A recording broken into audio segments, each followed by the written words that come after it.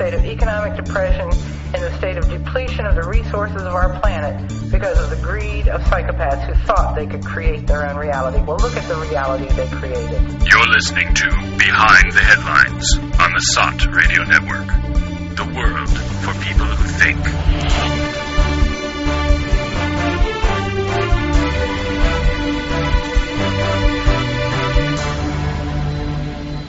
Hi and welcome to Behind the Headlines on the SOT Radio Network. It's 20th of August 2017. I'm Neil Bradley. My co-host in the studio, Joe Quinn. Hi there.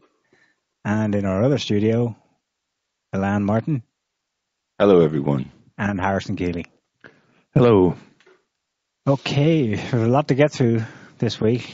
A lot has happened in the US and Europe. Further afield, of course, stuff's happening everywhere, but it's certainly kicking off in the US with last week's Charlottesville event. In some ways, a nothing burger. In other ways, yeah, it was a marker, and things have kicked up a notch in the so-called race war in the US of A. And of course, not to be left out, stuff's kicking off in Europe too with yet another terror attack, this time in Barcelona, Spain. We'll be discussing that also. But I think our main focus this week will be on Charlottesville and the fallout from the protests/counter-protests held in the university town of Charlottesville, Virginia last Saturday. Not least, among other items in this fallout, Steve Bannon, he's gone. No longer at the White House. Trump is apparently the last man standing, the last Trump supporter in the White House, it would seem. So, amid the hysteria, well, our take on this has just been to basically try and put things into context, because hysteria is the flavor and the name of the game from the media since this event, of course. So, yeah, as Joe wrote, don't take the bait. But we both wrote a few days after. It's one thing to write and warn people not to take the bait, but of course, lots of people took the bait immediately because that's what these events will do to you. Yeah, but it's an ongoing situation. So bait is being offered pretty much all the time to people.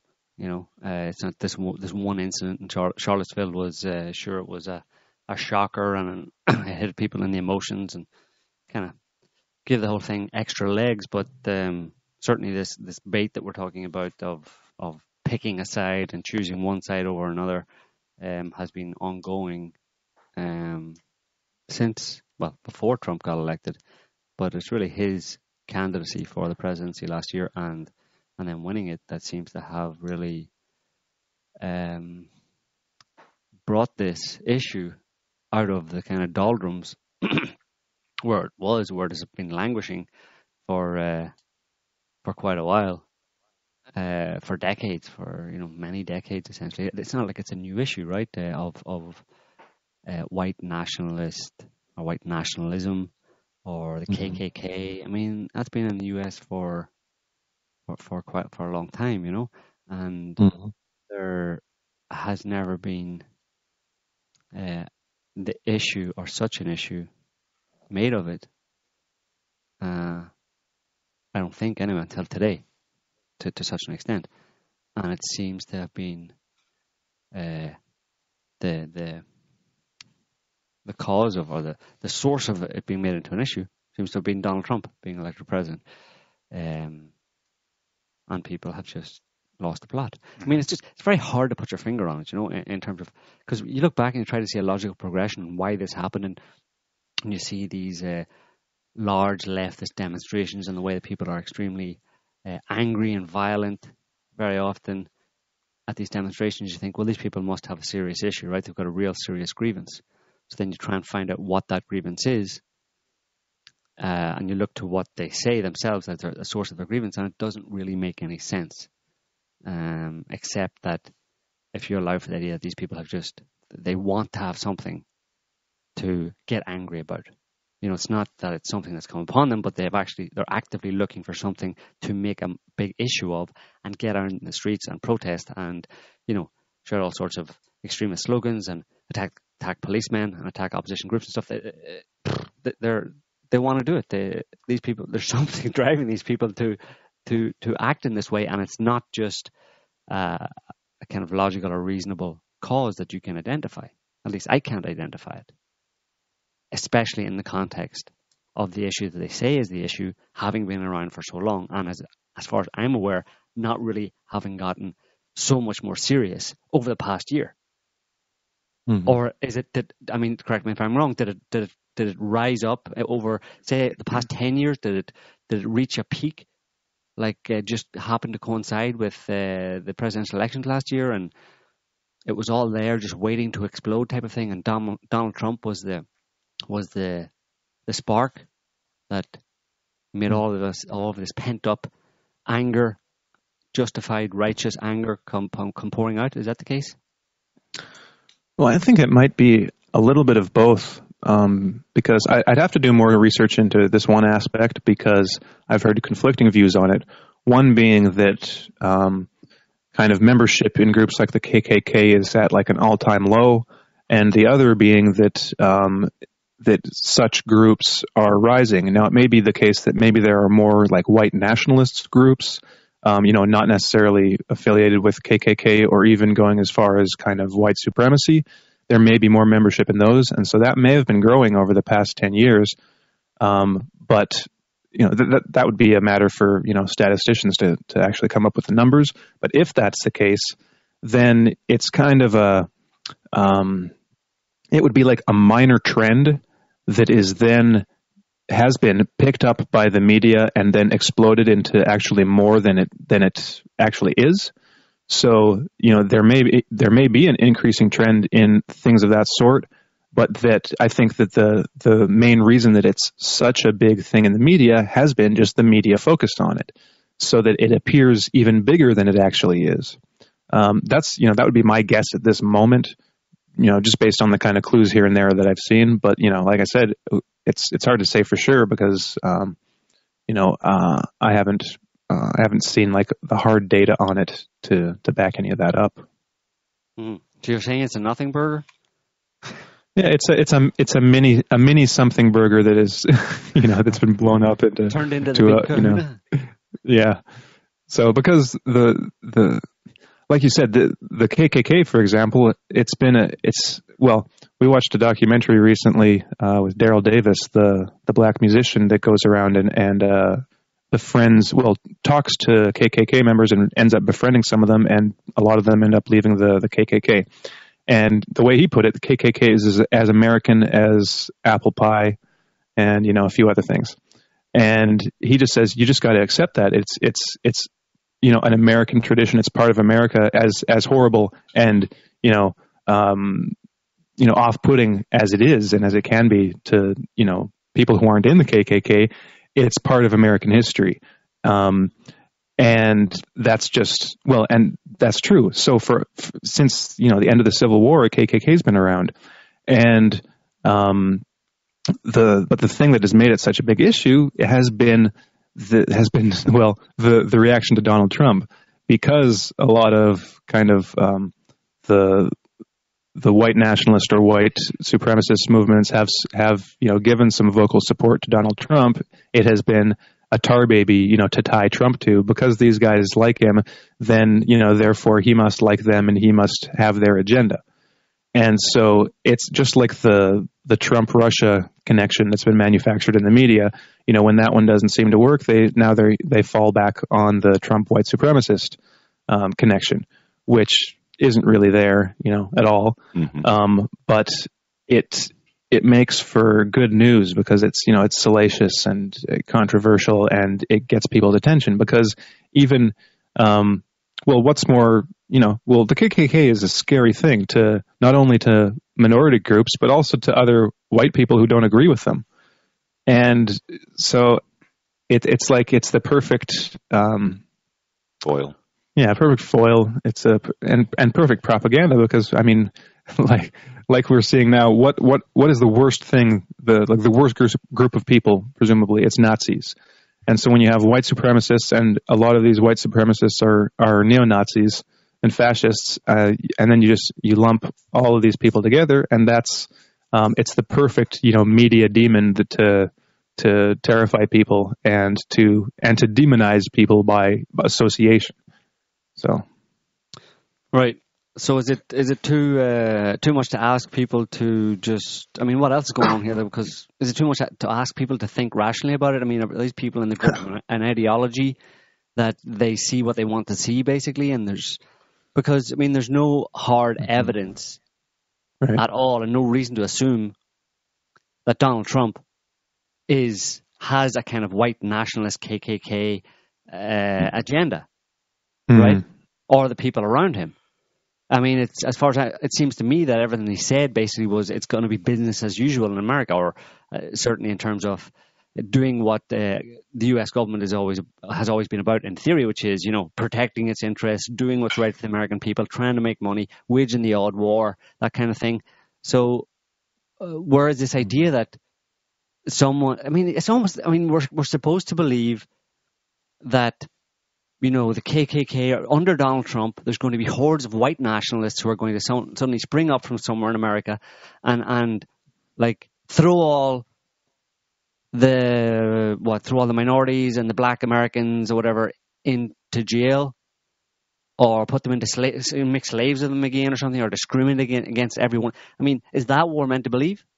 I mean, well, it seems as though Trump's whole position on the wall in Mexico and keeping immigration on the straight and narrow was the kind of flashpoint or reason for jumping all over him on this issue, or at least one of them. We know that Barack Obama had originally put some of this legislation through in enforcing immigration from Mexico and various places, but it was never implemented. And now that Trump speaks about implementing it, he's become the villain. He's become the white nationalist, racist, and so it's been. But the other component is that, as has been written in some of the articles, people just find a natural hate for the man. So whatever practical policies he's wanted to implement for the country will be automatically and emotionally taken as in their worst light or motivated by the worst reasons. So I think that plays a part in this as well. Well, I kind of see it as a really good example or demonstration of just how hard politics is. And by that, I mean, when you're in a position in politics, or when you're in politics, there are very limited positions that you can take, and there's almost this, there's an extreme amount of pressure to conform to what are the kind of mainstream ideas. And it's kind of like taken to the nth degree compared to just, a situation with your peers, with the people around you, that kind of social conformity about, having to adapt what you say and your opinions to the group just in order to get by. And it seems to be kind of taken to another level when you're in politics. And this ties back to something that Michael Springman talked about in our interview with him last week when it comes to the migrant crisis and this idea of weapons of mass migration, so kind of weaponized migrant strategies used by NGOs and the CIA and groups like that. And this is the idea of hypocrisy costs. So one of the reasons that these migration crises have worked, now and in the past, because he gave, he quoted the Greenhill, I think Kelly Greenhill's book, and she gave examples of something like 63 or something similar migrant crises. And one of the techniques, and she actually, she's got a name for it, is these hypocrisy costs. So this is when a country has made overtures to and statements about their support for human rights and just the idea, the typical Western values. And when that's the case, it makes it very easy to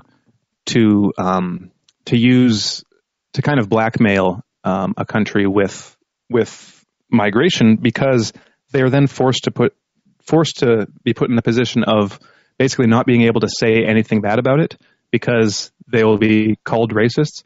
So it's like you've got this very fine line that you can walk, and very few things that you can say. And if you even just go a little bit off of the path of the accepted official language, then you'll just get hammered. And I think this is just one example of a dynamic that we see over and over again with Trump, for example, where a lot of people, a lot of Trump critics who, maybe would be Trump supporters in other contexts, can't get behind him or can't, even see anything positive in what he's doing, simply because he won't go, the full world savior, where he's not doing this and he's not doing that and he's not draining the swamp and he's not firing everyone and he's not, shattering the CIA to 1,000 pieces and there's this list of 1,000 things that he could do to make everyone happy. When realistically, if you look at that, there's very few things that a person in his position can, or anyone in his position can do without immediately, breaking one tiny rule, even in a fairly inconsequential way, or maybe not inconsequential, but a very minor way, that then unleashes the media beast on him or on whoever is in that position. So with this whole racism thing, it's he makes some statements about immigration and has some policies on immigration that in other countries, those policies are fairly benign compared to immigration in some other countries, but we never hear about those countries.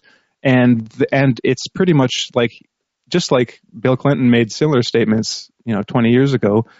He hasn't really said anything that's too far outside of the, what is even existing U.S. law. But there's just this kind of groupthink and an echo chamber that is built up over the years, where if you just you can't step outside that bubble, and the second you do, it's like the forces of that kind of social milieu will just go after you with knives. Mm-hmm. So on the one hand, it's very complex. On the other, it's just interesting to watch because really he hasn't done anything too controversial. If you think how far, he could go, and this is what people are afraid of, calling him the next Hitler. If he were to really go into Hitler mode, I don't know what people would do. They'd probably completely lose their minds because he's not even close. Well, just on that one point. Okay, go ahead. I was going to say we have a call here. Okay, did we want to take that first? Yeah. Okay. Yeah. It's Steve. Oops, Stephen on the line. Yeah, can you guys hear me? Yeah, I've got an echo. Though. Okay, I'm sorry. I'm on a hotspot connection. Mm-hmm. Mm-hmm. But my take is I agree with what you're saying. Very little Trump can actually do. He's being hyper demonized through the official media. I believe he wants the best for the country, but there's very little he can do. I think also that there's manipulation by the government on the part of the left and the right to keep everybody divided and kind of stupid. And so can you guys still hear me? Mm-hmm. Mm-hmm. Okay, well, I just want to make a comment. I made a comment on a woman's post. I think that she's kind of on the liberal pro Black Lives Matter. I just made the comment that I'm against reparations. And I was unfriended. I didn't say it in a mean way. I just made a comment. I'm against reparations. I don't see how reparations geared only to people with indigenous blood and African Americans. I don't think it's fair to white people that were also damaged by the institution of slavery or enslaved or indentured. I was unfriended. No debate. I was not being mean. I just made a comment. I'm unfriended. I think that is indicative of where we're at, where people don't even want to listen to somebody that might have a different view than they have. There's no discussion to edify and to deepen our understanding or to develop communication among one another. It's just pretty wild that we have the internet, we have Facebook, we have all of the means to develop politically outside of the two parties. And it seems like that goal is, that's so more impossible than ever, that we can develop an alternative politics. It's really weird. Very well said, Stephen. We're going to let you go because we can hear ourselves and feedback. Okay. We'll reply to you. All right. Thank you. Bye-bye. Thanks. Yeah, it's a very good point. I'm still hearing myself. Stephen? Go ahead. Okay, we're in the clear now. Isn't it amazing with all this tech and means of communication that we become more and more isolated? It's like we're slaves to our beliefs. You know, how do we break out of that? Then the amazing means at our disposal doesn't make a difference. So it's something else, something deeper. Well, when people are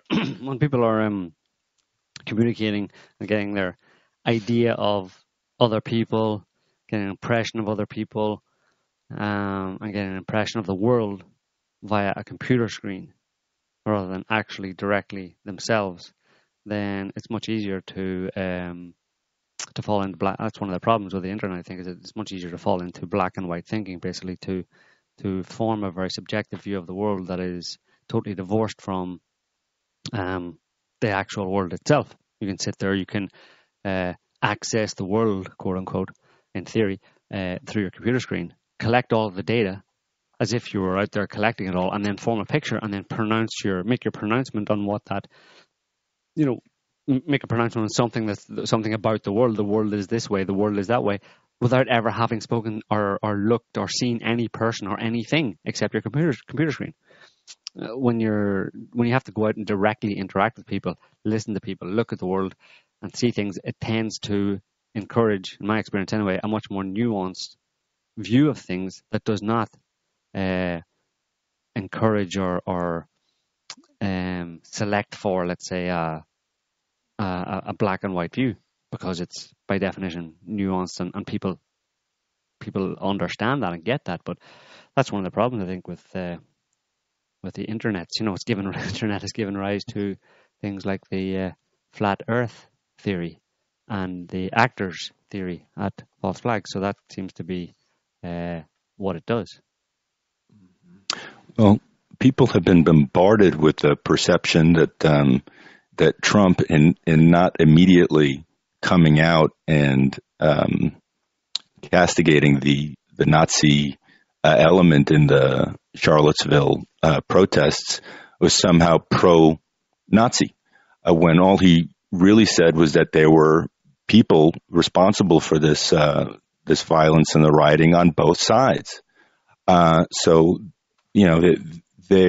they're being led to think only one way about this whole event, and of course, like you were saying earlier, Joe, this is an appeal to the emotions. You're not really permitted to think about this in any context or with any facts that would lead to anything other than this perception that it's all Trump's fault.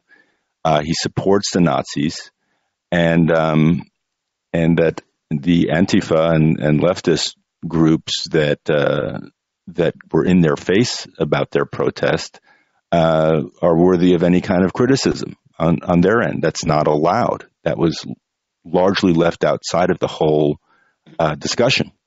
So people are getting, the internet and social media is kind of a reflection of this mass media propaganda in large part, and they're just repeating what they're being told to think in many instances, it seems.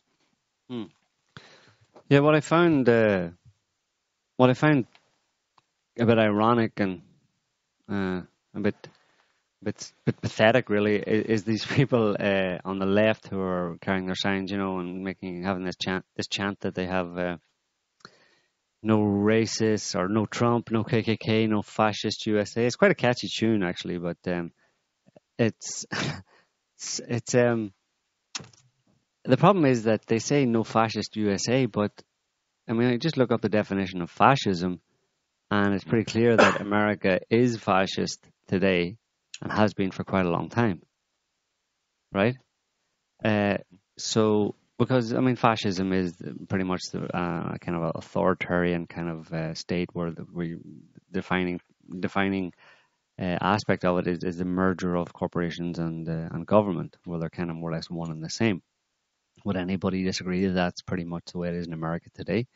That you can't get a sheet of paper between corporations and government.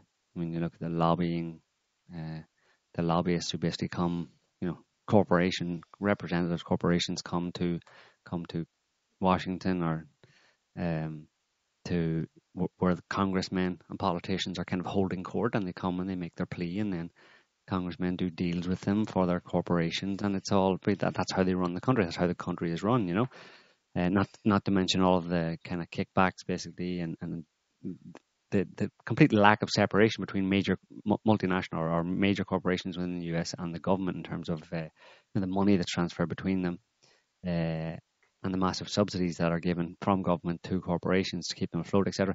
I mean, America is quite clearly, by that classic definition of fascism, a fascist country, and has been for a long time. So do these people not know that? They have a different definition of fascism, right? Which is it's swastikas. It's white. It's a white dictatorship or something like that, where anybody who's not white is. It's what they share. At least as a premise, is that it's a regime under which oppression is more or less explicitly okay. It's the state oppresses people.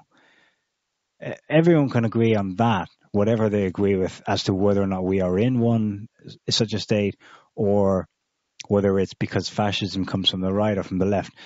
But everyone agrees with that basic premise, where there's tyranny and oppression, and you feel the weight of it. I mean, it's a harsh regime to live under. Okay, but then the only distinction I see as to what side one takes on whether or not we're already in one or heading to one or whatever is the question of who is crying oppression. You see, this is what it comes up over and over again, and not just in the US. This takes place everywhere.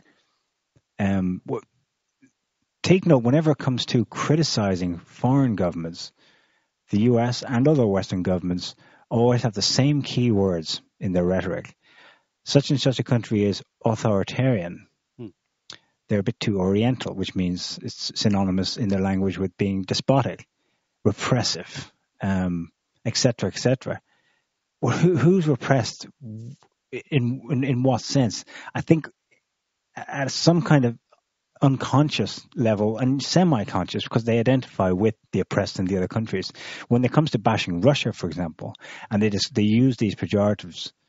So Russia is very nationalist, tending towards fascist, oppressive, authoritarian, Putin, etc., etc. They're identifying with their like-minded types, the minority in Russia, who agree with them and say, yes, Putin oppresses us. He aggresses us with his, bearing his chest and and his evil laws. But when they objectively aren't, they're actually quite fair and designed to be as inclusive as possible, and keep a big stick in the background, because real leaders understand what happens when things get out of control. You need to have control, at least the threat of it, to keep things that way. So when you have the minorities like the lefties and the SJWs screaming about oppression and the threat of a fascist dictator, from their perspective, they're right, and they agree with the same premise. We're feeling oppressed, and they are in their minds. They actually really are. They're under they would agree with what you just said, Joe. We live in a fascist country. Yeah, Trump's in charge, and the police state, and they're oppressing my right to be whatever I want to be, to have pronouns written into the law that suit me, etc., etc. What's going to do with fascism, though? Well, it's this. It's they're using the wrong word. Mm-hmm. Fascism. They invert the meaning of every word.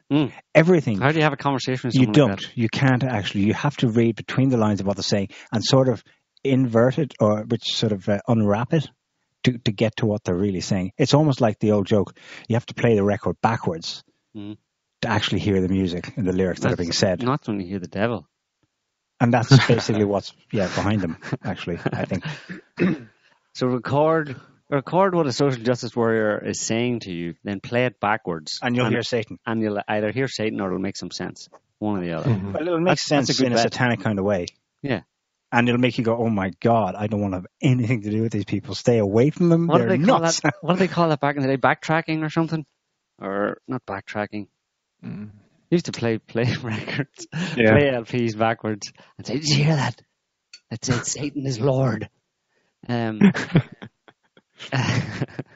was an '80s thing, maybe. Yeah, I think it was very popular back then. Anyway, Black Sabbath. Yeah, backmasking. There you go. Thanks. Yeah. So. Yeah. I don't know. Yeah, I mean, you just touched on something there. I mean, the criticism of Russia, it gets back to the point I was saying. Quite often one of the criticisms we hear about from the US about Russia, have heard repeatedly, is especially over the past few years when Russia fell out of favor, or dropped drastically out of favor, is that they keep refer to Russian state-owned organizations, right? Like, obviously the media, right? State-owned RT, it's just a Kremlin mouthpiece, but also state-owned oil companies. Geez, I mean, how bad can it get? The state owns the oil company. That's just freaking what is that? Commie? I don't know. It's something bad anyway. Here in America, we have free enterprise, right? We have private companies doing their thing for the good of whoever, and it's all great, which is complete and utter BS, obviously, because collectively they function as a government. Well, not even, but they function together with the government. Look at Raytheon, for example, or any of the other defense contractors, Northrop Grumman or something like that. Those companies would be out of business tomorrow if the government stopped giving them taxpayers' money, i.e. funding them to produce weapons for wars that they agree together to have with the government. Mm-hmm. So, I mean, there is no difference. The board members of Raytheon may as well and effectively are members of Congress. They discuss with Congress, the board members or the directors of Raytheon discuss with Congress about when we're going to have a war and how we're going to, which weapons we need to buy and how and when you're going to give us the money. It's no different whatsoever. Hence the deep state. They're a state that just won't acknowledge they're a state. Right. That's why when you're listening to CNN, you're actually listening to state propaganda. Right. Mm-hmm. So, yeah, it's just that issue with calling it, these people fascism. It doesn't make any sense. America is a fascist country. Has been for a long time, like we've been saying. And but, their issue, obviously, with fascism is that for them, fascism is Nazism, and Nazism is white supremacy.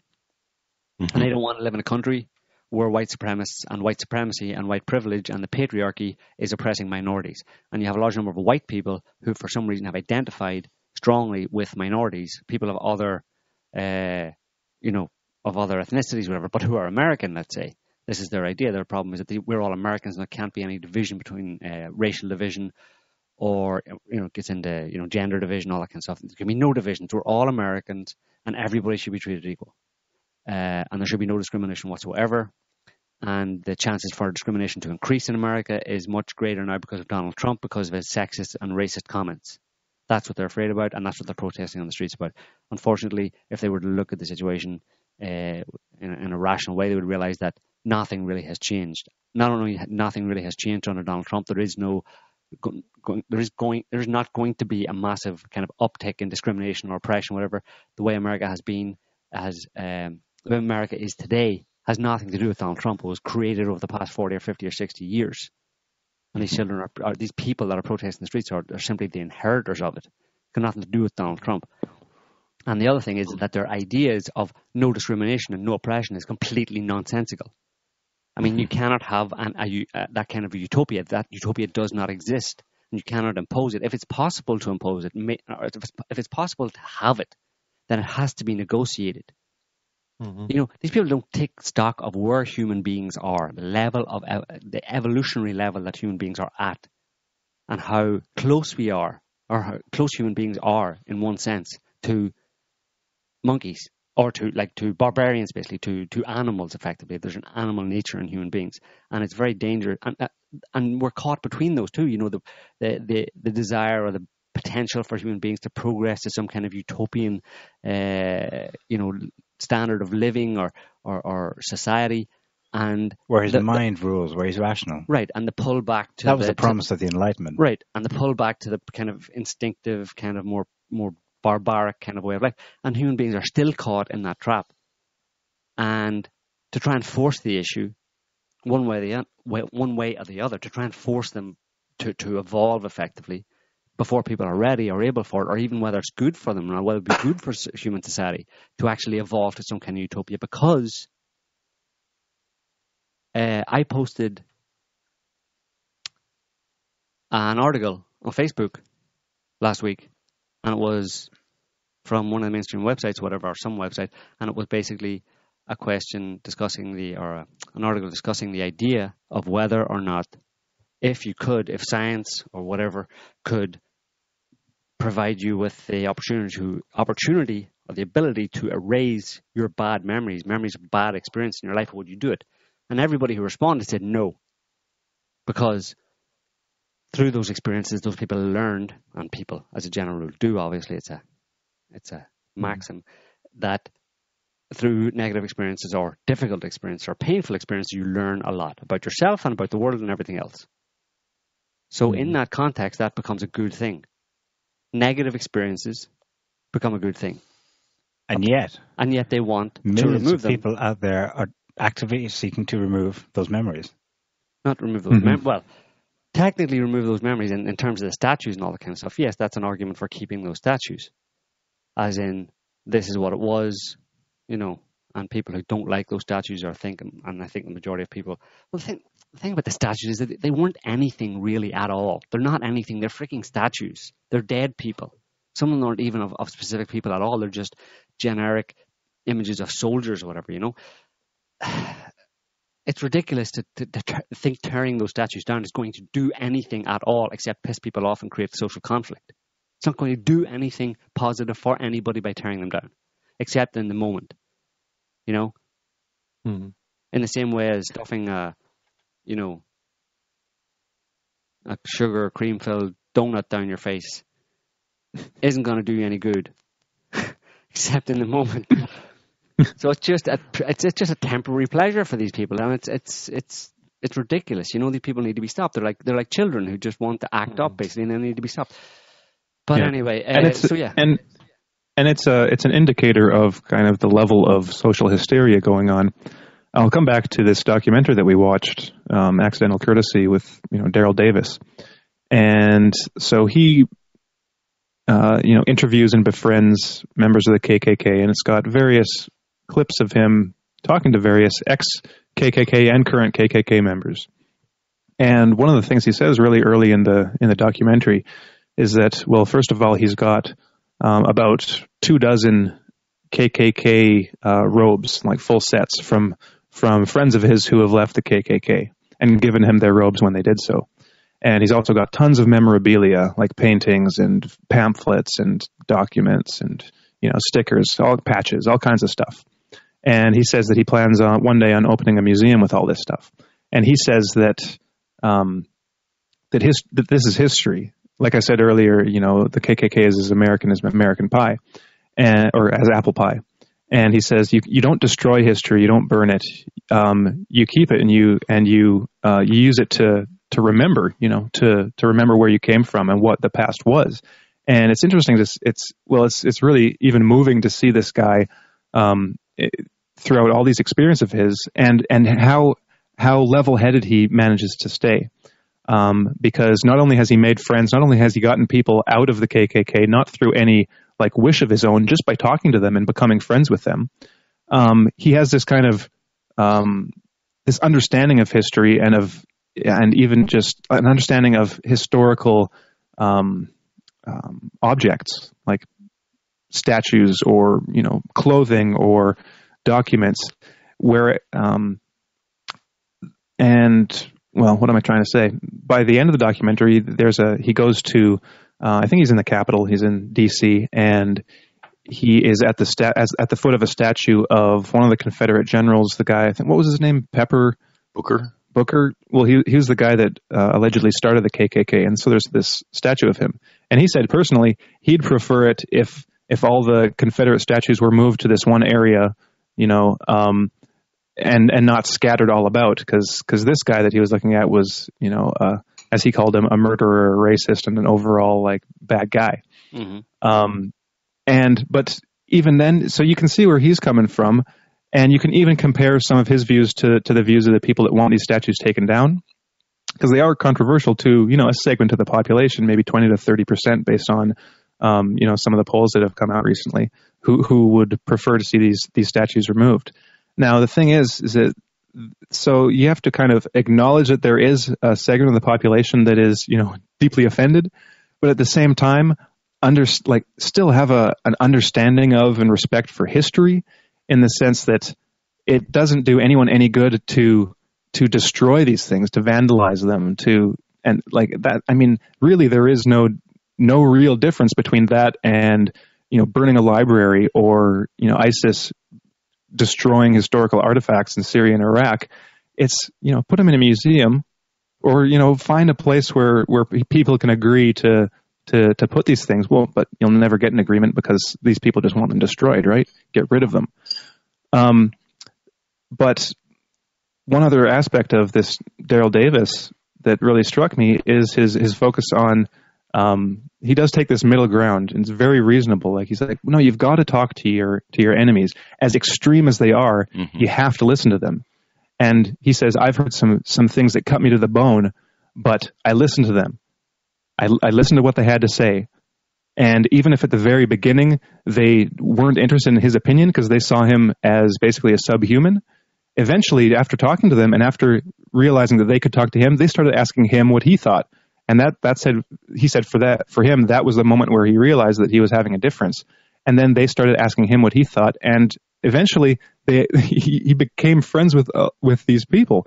And you can see how, nowadays they're friends. Some of them are even still in the KKK, but they're not, well, the one guy that he's talking to that's still in the KKK, they've been friends for years. You can tell he's not anymore like a crazy person. He said, so Daryl asked him, okay, well, so what's the red line? So, where would we, really come to loggerheads? And the KKK guy just says, no mixed marriages, we want to keep the races, pure, separate. And that was it. He could be best friends with a black guy. You could go out with him, for drinks and talk and be total friends and have nothing against this guy. But that was his red line. And that was it. Other than that, they could get along fine. And when Daryl eventually talked to some Black Lives Matter activists in Baltimore, they were just horrified at what Daryl was doing. And they asked him, well, how many robes do you have? And he says, about 26. Well, how long have you been doing this? Well, since about 1990. Oh, so that's all? You've only got 26 robes, for all those years of doing what you're doing? Imagine what you could have been doing if you were here with us, working with the real issues and trying to do real change. And he's like, well, I am doing something. And they're like, well, no, you're not. That's nothing. And so Daryl says, well, so are you saying that people can't change? And he's like, white supremacists can't change. It's like, oh, really? It's like, yeah, they can't change. So why even bother? And these guys walk out on the interview, refuse to shake his hand. And he's just kind of sits there kind of like stunned. And then afterwards he says, yeah, I've encountered a few people like that. And he pointed out the similarity. He says that the people that the KKK hate the most are the white people that they see as traitors to the cause. And they'll be fine with a black person compared to that guy. And he says it's the same thing with the Black Lives Matter guys, is that they hate him more than they hate just some random white guy because they see him as a traitor to the cause. And so it's just this example of this this extreme polarization that happens, and where people get locked in their ideological bubble, where they and they in essence kind of self-segregate with the people that agree with them and the people on the outside that they've identified as enemies. I mean, those people are the enemies, and what do you do with enemies? Well, you fight them, and that's it. You don't talk to them. And Daryl Davis is really right. He's like, no, that's the total wrong thing you do. You have to talk to these people. You have to give everyone a platform, and then engage in a dialogue with them, some kind of agreement, because otherwise you're just going to be at each other's throats all the time. And this comes down to, I think, one of the kind of root problems in this whole polarization that we see going on, and that's what you were talking about earlier, guys, is this the kind of whole fascist issue. And there was a free speech rally or anti-free speech rally, I couldn't tell, in what was it in Baltimore or Boston yesterday or the day before. And you see so there was this one guy with a sign that says F Nazis, F Antifa. So he was against both of the groups, and of course he was just getting it from both sides, or from all these other kind of left wing Antifa people. And you listen to some of the comments that the Antifa type people were shooting out. Is that one was that Trump made a moral equivalency between Antifa and Nazis, and another was he'd said something about Antifa engaging in fascist tactics, and one guy just laughed him off and said, "You have no idea what you're talking about. We're fighting Nazis." And this is the kind of supreme irony of history and of the current time that we're living in, that Trump was basically right, because there is a moral equivalency between Nazis and Antifa, in my opinion, in my judgment, because the problem is not with Nazism per se. And that's the whole, I'd say the big moral, or the big lesson of the book Political Ponerology, is that you can't focus just on the ideology, because it is the pathology within the ideology that turns it into something evil, and that really defines that evil. So you have all these people who are anti-fascist, who, for them, their moral compass is that Nazis are evil, and anything that isn't Nazi and fights Nazis is therefore good. And if that means that we, if a person looking from the outside at us sees no difference between the way we act and the way Nazis act, well, that doesn't matter, because we're fighting Nazis. It doesn't matter if we act like Nazis, because Nazis are the bad thing. There's this disconnect, this inability to detect any actual substance. It's all surface stuff. So that it's just Nazis are bad. And they can't see that they're a pathological movement, and there are pathological elements within that, if they were in power, if they got, if some of these activists got in positions of power, they'd be dictators. They worship a jealous God. Yeah, well, there's a girl, I can't remember her name. She was punched by someone or hit with a stick or something at Berkeley last year, or earlier this year, I think, and she got a bit famous because of that, because she was on video and it went viral or something. But she made the comment that she's full on Antifa, and militant marches and attacking the right and all that kind of stuff. And she made the comment that you have to use violence to stop. You have to use violence to stop violence. Basically, is more or less what she was saying. So these people are violent, and non-violent protests aren't going to work. So you have to be violent to stop violence. Well, one of the biggest takeaways.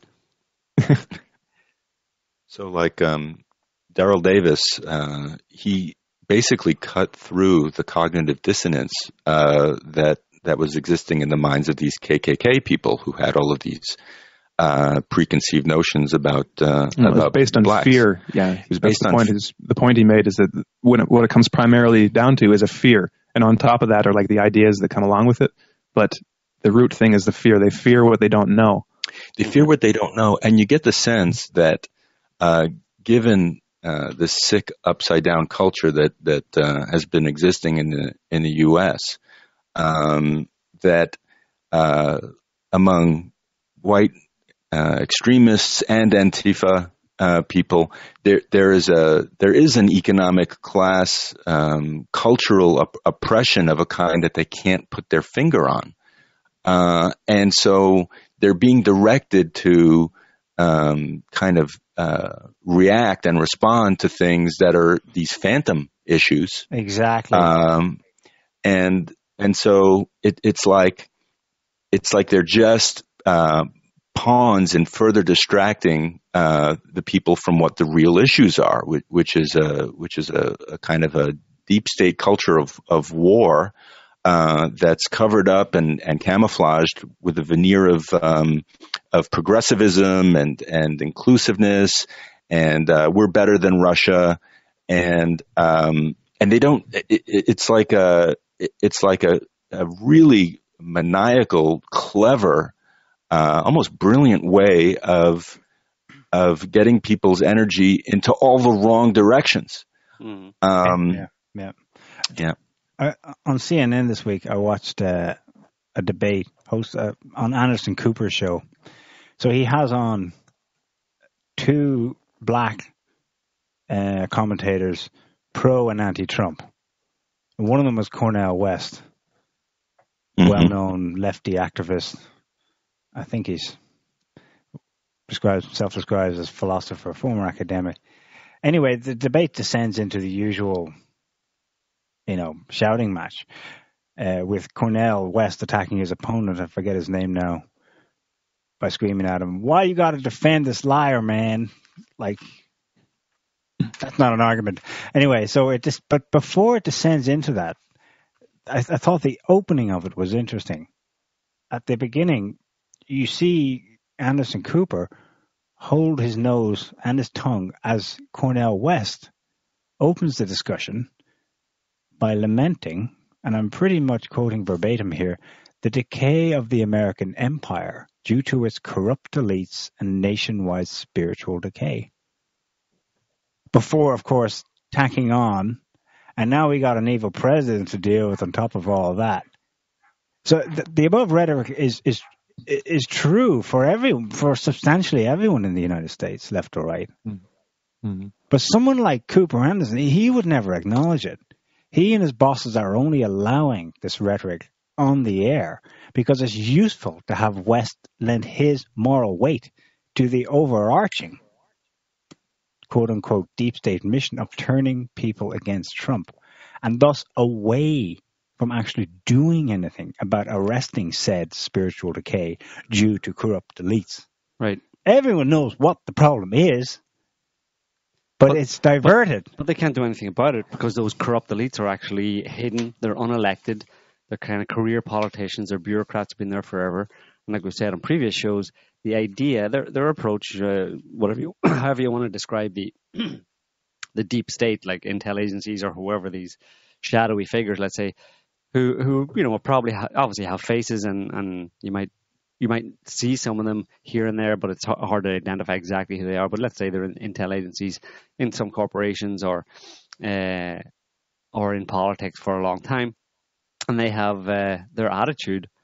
It's understandable in a certain sense, is that they've been more or less running the country. Every administration that comes along, that's just a new group of people who've come in, and they're there for essentially for the show of democracy, and the president is meant to be, and most of them have been, just symbolic heads of state kind of thing with no real power, and they're not meant to do anything. They're called the commander-in-chief, but or Bush, the decider-in-chief, but they're not really meant to do anything. They're meant to go along with a program that has been well established for many decades.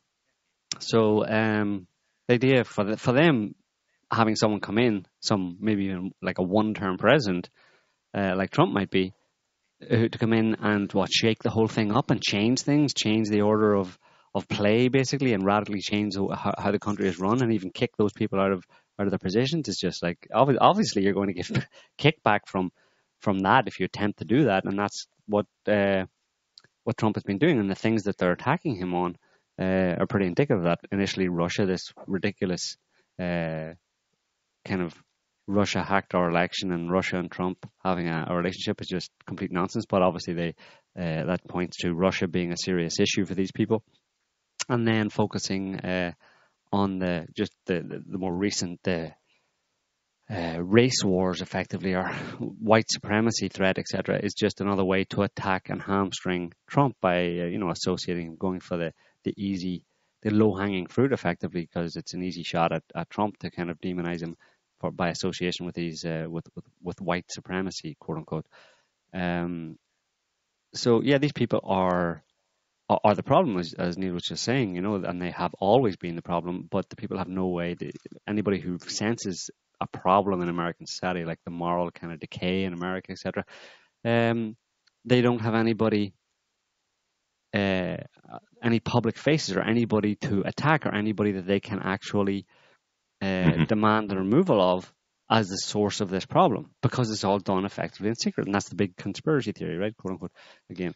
So, but what they do have now is someone they can get behind, and they don't. They attack the crap out of him, right? Because I was looking at a list. I meant to draw up a list. Actually, I was looking at a few things of what Trump has campaigned on, not just what he campaigned on before becoming president, but what he has said since then as well.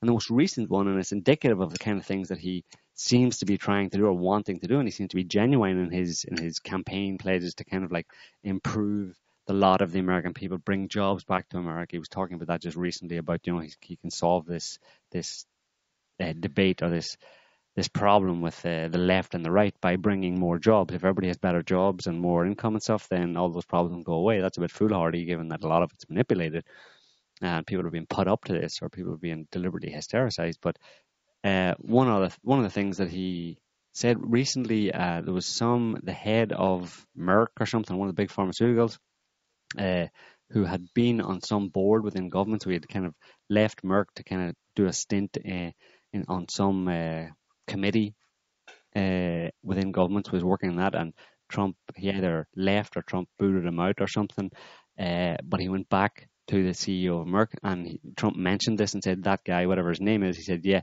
now he can get back to sorting out the problem with ridiculously high-priced drugs for ordinary Americans. And not a word is said about that in the media, Oh yeah, good point, Mr. President. Why are drugs so expensive for ordinary Americans? Why are they these little white pills that cost basically fractions of a cent to make, or even a bottle of them, a few cents to make? Why are they, $40, $50, $60? Why are they being priced out of the market for the average American, or why is the average American being priced out of that market where they can't get those drugs? But the media don't care about that. That's one thing that would make America great again. As in quote, that's a quote obviously, but make life better for the average American.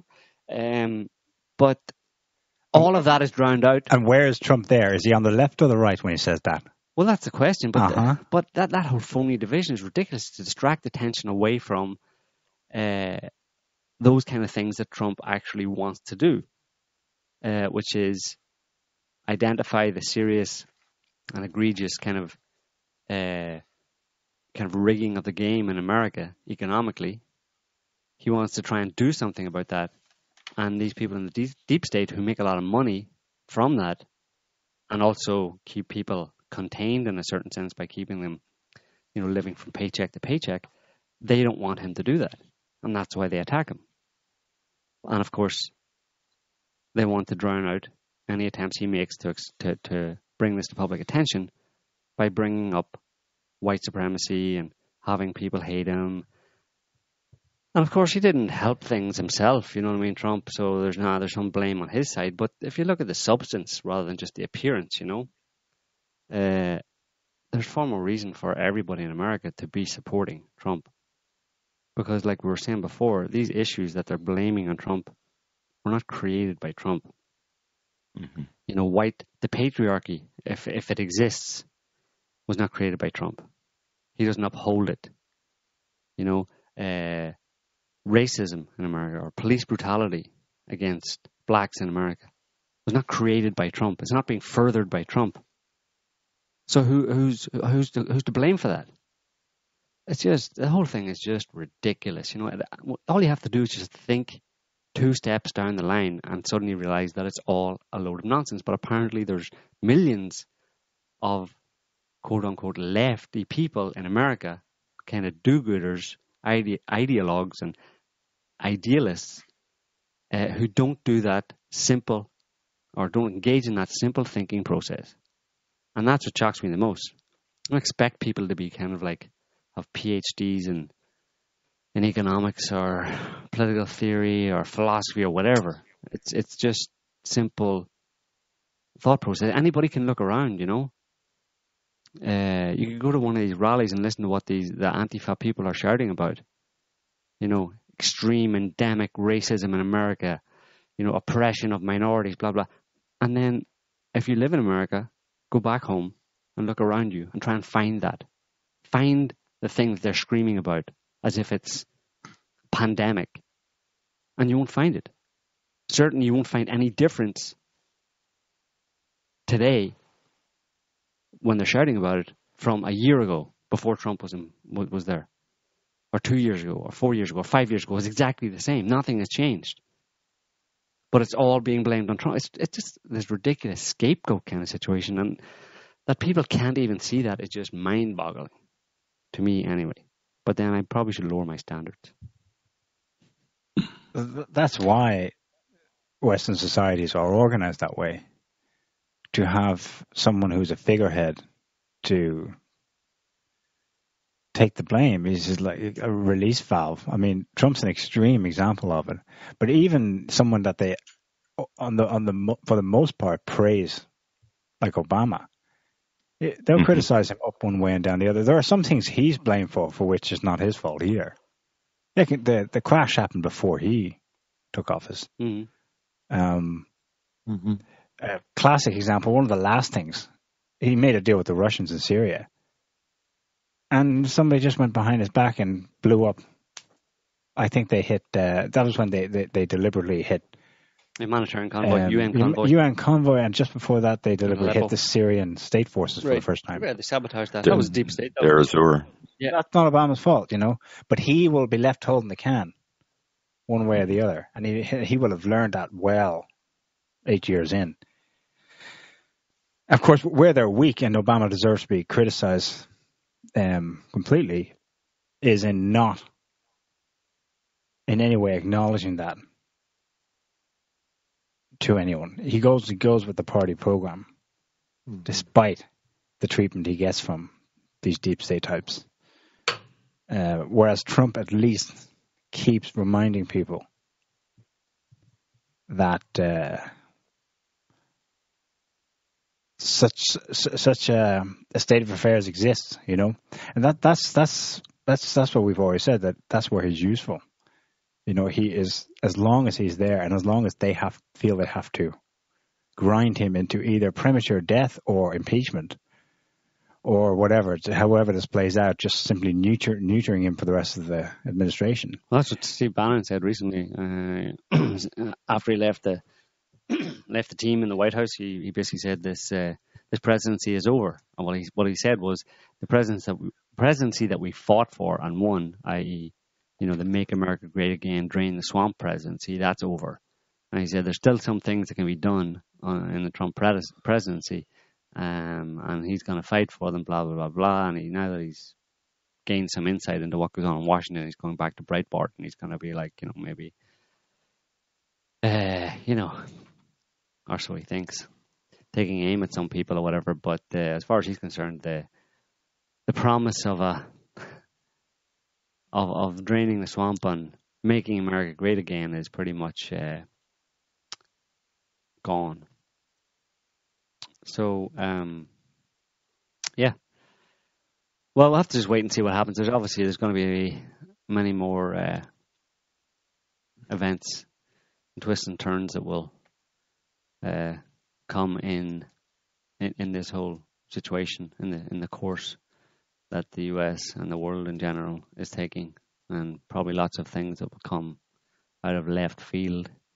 But we'll have to wait and see where that goes. But it ain't looking good, pretty much, when you've got such an easily hystericized and significant section of the population who can be used in this way to really, work against their own interests and the interests of everybody.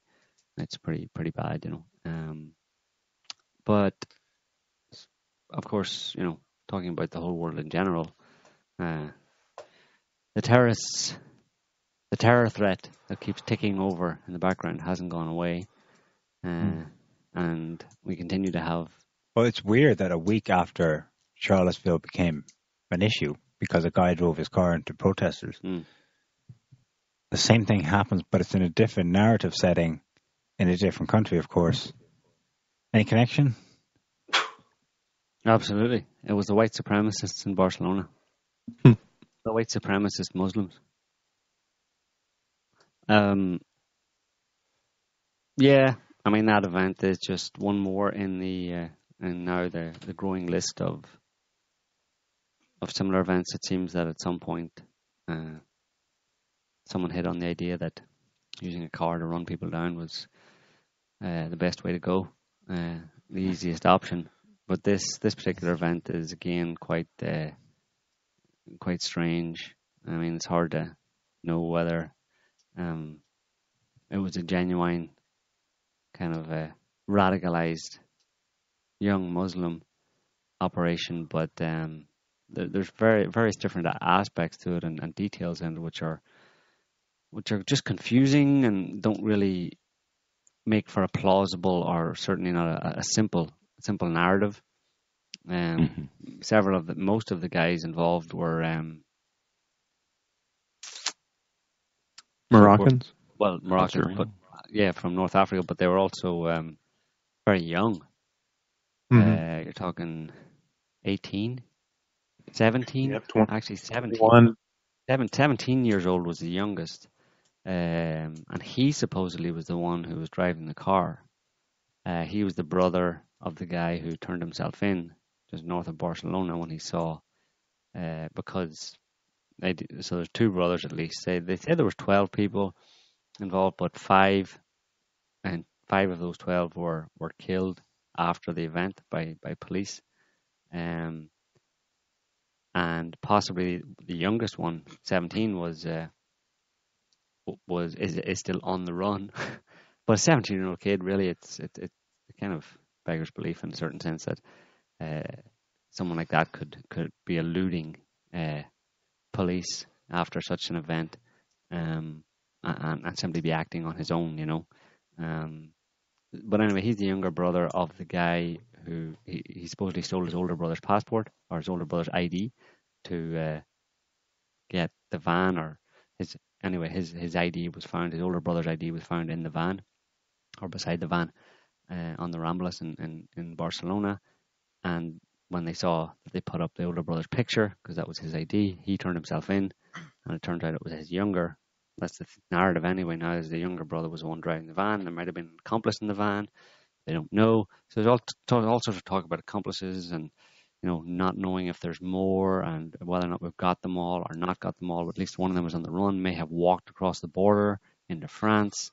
So it's strange that 2 days beforehand you had this explosion about 2 hours south of Barcelona, 2 hours drive south of Barcelona, an explosion at a house where it just more or less blew the house up. And I remember seeing the report, and it was suspected gas explosion, and the house blew it up. But now they're saying that was a cell of the jihadis who were mixing up some bomb-making materials. Well, for me, that aspect of the story actually gives it some pseudo kind of credibility. It could just be part of a narrative, but the reason I say that is because in several of these attacks over the last 16 years, like I'm thinking of 7/7 and even the Manchester one, especially in 7/7, like the narrative for the bomb making was that these guys, or one of them or several of them, had included and produced this kind of high grade explosive. But in none of the reports and none of the inquiries was there any information about where they had actually made the explosives. Because apparently when for explosive makers, especially for newbies, you have to do some tests. Like you have to know how to put it together. And you if you're going to be planning a bomb attack, you've got to do a test explosion and actually, try to figure out if your bomb's going to be a dud or not. Mm-hmm. And in none of these cases do we hear anything about tests, about bomb making sites where they actually work on these things and figure it out. It's just left out of the narrative completely, because presumably you'd have some accidents or you'd have some test explosions. And this was even the case. In the 90s, there was an Al-Qaeda case in the Philippines of this guy that, he was an explosive maker, and he ended up, creating a bomb in a flat in the Philippines, and it went wrong, and he blew off his hand or something, and eventually got caught, and it turned out he was an informant, and all kinds of stuff. But anyways, that's part of bomb making. So in this case, you have the story, at least, is that there was an explosion, and the plan was actually to have a bomb attack and to blow something up. And just today, I saw that they've said what they think the plan was. I can't remember what the place was, but they were planning to bomb some significant location. And I guess so. At least it makes for a plausible narrative that they were doing, building these bombs, and it exploded, accidentally, and that forced them to go into Plan B. At least at the very least, it's a new element in the kind of terror attack narrative, because we haven't really seen this one in the last 16 years. There's a piece of data that goes against that, though. Apparently, the emergency services, police and fire, certainly police, I think, were at the property for some previous reason, and then it exploded because a cop was killed and several were injured by the blast after they arrived there. I didn't know about that. Well, I just wanted to get back to this whole idea for a moment that, the kind of ramming and killing people using a vehicle is a relatively new phenomena. I think we've seen it in Berlin, in London, in Nice, and although some of this can be attributed to unstable individuals, if you just take a step back, it's interesting to note that, in the early 2000s, starting with 9/11, obviously, the vehicle of du jour of terrorism was the airplane. And then we had the shoe bomber, the underwear bomber, and then it progressed. It moved on to trains and buses, like in the London bombing and the Madrid bombing. And now it's moved to even more kind of smaller, more accessible, less difficult to plan out attacks of people just going berserk with their vehicles and ramming and running over and killing people and knife attacks. So we're talking about planes, trains, and automobiles here. That's what it comes down to. But then, if it's descending down that scale, what's next? Bicycle bombs? Bicycle bombs, possibly skateboards. But you just hear. I think just this morning we read something in Australia. There's going to be some kind of legislation or guidelines for traveling within busy areas.